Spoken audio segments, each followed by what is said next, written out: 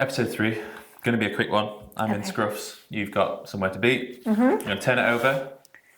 You ready? I'm going to hit you with it. I haven't got my glasses on. You said I didn't need my glasses. I'm going to read it to you. Oh, okay. Right. I've written home care helpline across the top. Okay. Episode 3. So, I can't remember, I think it was like 8 days ago. Reddit user Erica G12. Okay. Okay. Yeah. Tips for a sore bum. Oh. I'm assuming this is for an old person, not just general tips. Well, let's read on and find out. You never know. My mum has MS, multiple sclerosis, and can't walk anymore. Okay. Crux of the issue coming in. She's in a hospital bed at home, but she is so sore on her bum from sitting in the bed all day, every day. Oh. Is there anything that can help? Special foams or pillows? We tried a new mattress topper and it doesn't help, unfortunately. And whether that's a specialised one or just a Doesn't sound like soak and sleep. I'm not sure how to make her comfortable. Mattress toppers aren't going to help. I walked upstairs and she was literally crying. Oh. I felt terrible. So, Okay. Well, tips for a sore bottom. the issues with toppers, even when they're on people on proper pressure mattresses, is it Can I guess? Heat. Yes. It encourages heat, and although heat is good in one way for circulation, it's not good for Sweat. no, and then no air. It's a bad combination. So the first point really, which I would bring to again, there's not tons of detail. Does this lady mean she's literally in bed all day? She doesn't transfer out to a chair? I was wondering whether she's not in a chair. So she's sitting in the bed all day, every day. I would assume that there's nothing in there to take her from bed. No hoist or anything to take her from bed to chair, chair to bed. Yeah, the first thing would be is get her out of bed and get her transferring into a chair. That doesn't have to be a hoist, it can be a stand aid, which I know is a version of a hoist. Yeah, she might have lost it, but she could. Yeah, if she's got upper body strength, there's lots of ways and means that people can transfer less invasively than with a full-on sling hoist. Definitely out of bed for some hours of the day. I appreciate then she's still sitting, but the position's different. Yeah, you're not. You're not quite as there's different airflow. That you use different weight when you're sat rather than when you're sort of sat but lay. So if that's possible, well, it is possible. It's whether the person's willing for it to be possible. It normally means obviously carers and equipment in the room. Yeah, assuming this person is unable to go there every day. And also, I'm assuming again that it's a normal bed. It says hospital bed. Sorry, a normal mattress. Because I don't understand the top of it. Doesn't say. Okay, well, obviously, if it's a hospital bed with like a foam mattress, then that's a good start. But again, they're not the best for pressure area care because they get hot.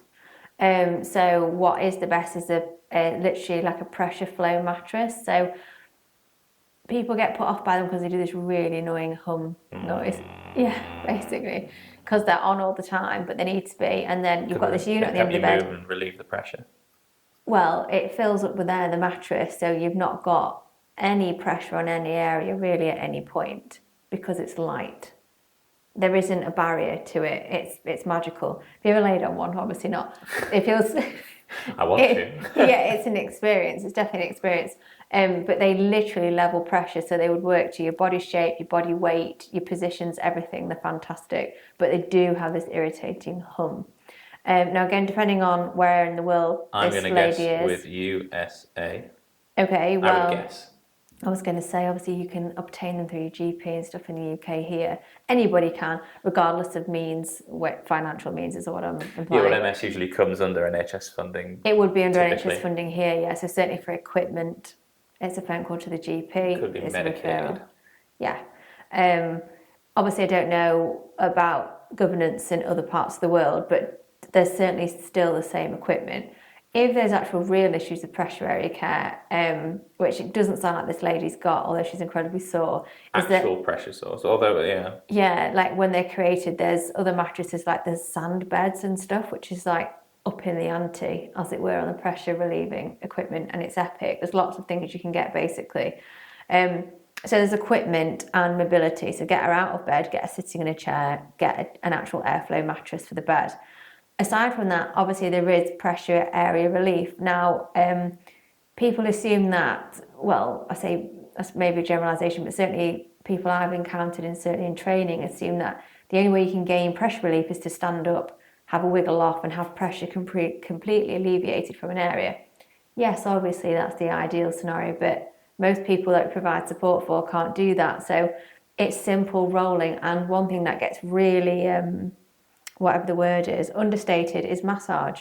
Because if you can massage a person's, even if it's somebody's bottom, somebody could lie on their side, and if you literally, you're talking like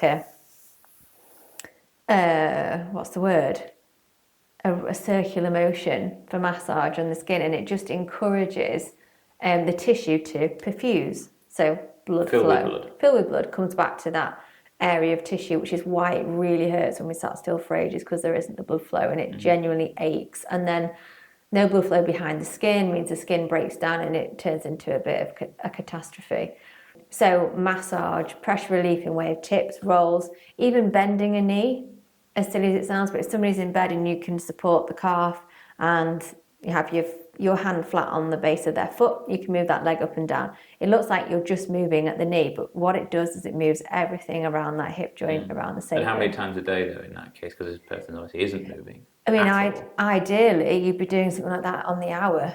But in our situation where we're providing home care, the best case you're going to get is 4 times a day. And with the aid of a mattress. Aid of a mattress and aid of people, because people need to do that for the person. So this lady needs some physical help. Yeah, definitely. So as I say, people to get her moving in and out of bed, and equipment, different equipment for the bed itself, and then some manual pressure relief in way of rolls, tips, massage, and literally mobility of the limb, because then that gives relief elsewhere. So yeah, no doubt about it, this person needs help. Yes. She needs actual going in daily. Yes, unless she's got an incredibly supportive family who are going to move support from somebody, whether it's family or whether it's someone else. Otherwise, it's just going to get worse. If left in the current situation as described, what's going to happen? Skin's going to break down, and then with that comes bigger issues. It's easy if I had a board to draw, which I haven't. But when skin gets sore, okay, so this is your skin. You might get a little sore here because that's actually where the cut is.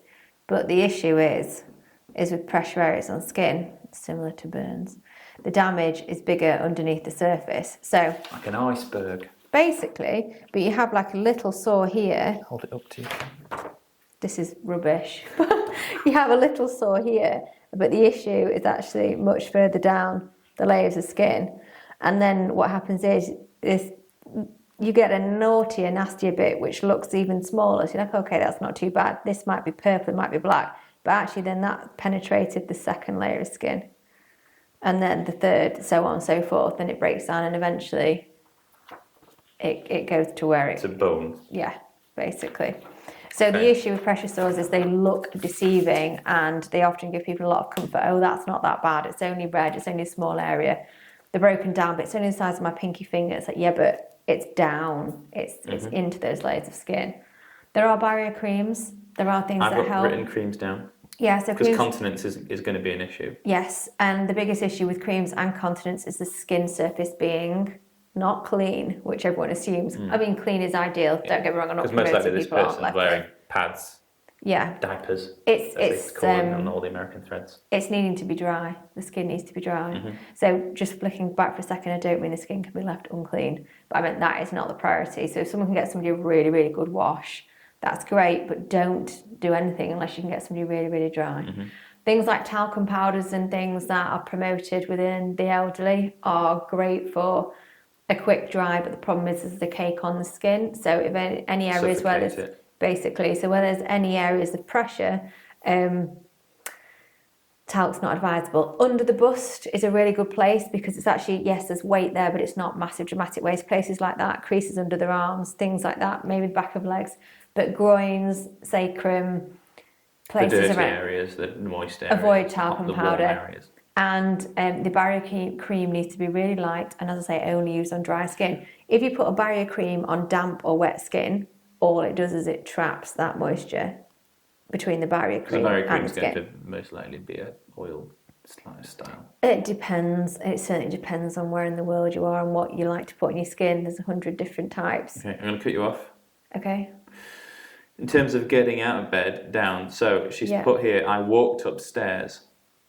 So my mind is this person's in a hospital bed upstairs, and probably Yeah. the reason they haven't tried to transfer it is because of the stairs. So a stair lift would be helpful, or best case scenario, if it is possible, hospital bed in the living room and then to a chair. Downstairs living. So yeah. to get it, Or- reconfiguring the house might be an idea. Yes. If possible. If possible. And depending on what the person wants access to, they might prefer their bedroom out of any room in the house. A chair in the bedroom is also possible. But moving into a more sociable home environment is sometimes preferable, but it's also sometimes the absolute last thing someone wants to do. But either way, yeah, that would be an option. Of course it would. Okay. And last point, because this is a whistle stop episode. Yes. With all these things to hand, how do people get pressure sores in hospital? Well, the obvious reason. Like me, as if it's like I should be wearing a flag. It's our fault. Well, it is kind of. It's ability to having, like, ideally you would be turning somebody every 60 minutes.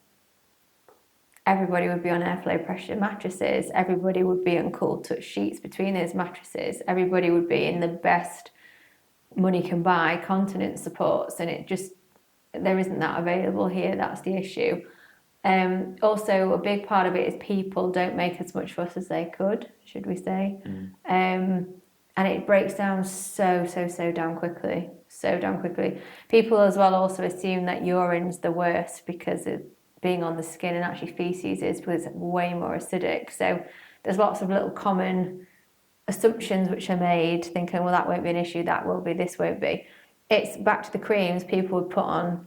I'm probably not allowed to say branded things, am I? But so yeah, it's not the BBC. Okay, like E45 creams, not really going to do much. Pseudocremes, Christ, brilliant, but absolutely lethal used in the wrong places. Again, you put that on something that's wet, you might as well have just wrapped somebody in cling film because it's got that base layer. So there's lots of common mistakes that are made, but generally it's being still. It's not being able to be moved, which isn't possible for everybody, hence why you can, if you employ the best equipment you've got, and getting in and out of bed. That's not possible in the hospital, which is what my original question was. It's very difficult. You need two people, you need a hoist, you need the time, you need the space. Those flipping curtains are just, in the UK, are a nightmare. They're seriously, the amount of times they've got caught in hoists or they get caught behind you, it's just, what I mean is it's not designed very well, but it's basically the time. Yeah. But somebody at home can be incredibly well looked after in wave pressure areas. But they definitely need the support. They need the support. And obviously, if a pressure area breaks down and pressure sores are established, then I don't mean regardless of what care you can access, you're scuppered. That's the dramatic and the wrong terms, but it's very, very hard to come back from them. Even with the utmost. It would be money well spent if you had to buy your own mattress. Prevention is cheaper than the cure, and it's comfort. This lady is already limited in way of mobility, therefore her lifestyle's limited. I'm sure the last thing she wants as well is to be sat there just damn right uncomfortable all day, every day. But that discomfort, I imagine, will be coming from the lack of perfusion to that tissue. So there needs to get some perfusion in there. Okay, that wraps up episode 3. As I say, a nice short one. I'll let you get on with the rest of your day. Okay, thank you. Thank you to everybody for listening. Thank you to everybody for watching. And thank you to Erica. Who didn't write to us directly. I stole it, but I'm going to send her a message. That's not the point. Thanks for pointing out there. It's a good question to ask. I maybe need a whiteboard for next time because that really is abysmal.